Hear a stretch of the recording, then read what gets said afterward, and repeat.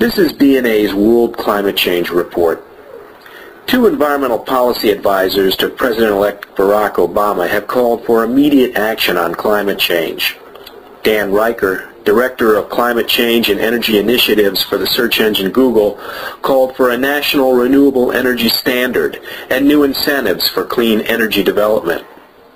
Reicher said policymakers should not use the current economic crisis as an excuse to delay action on climate change.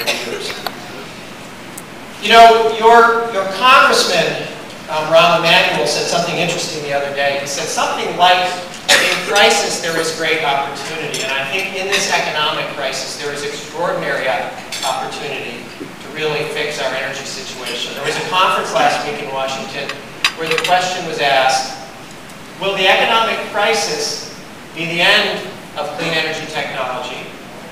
Or will clean energy technology be an answer to the economic crisis? I think the conclusion of that conference was that, in fact, it could be the latter if we really got our policy signals right, Michael.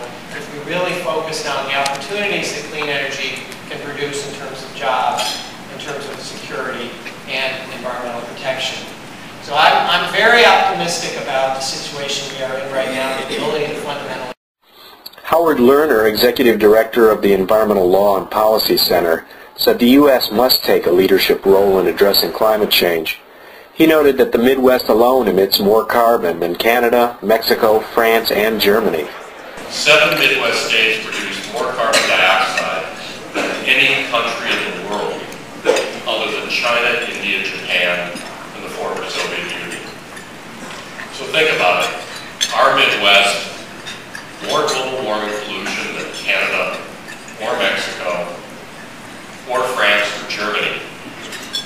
We are the center of the problems because we have a large concentration of old, heavy moving coal plants, and we're the center of the nation's transportation system.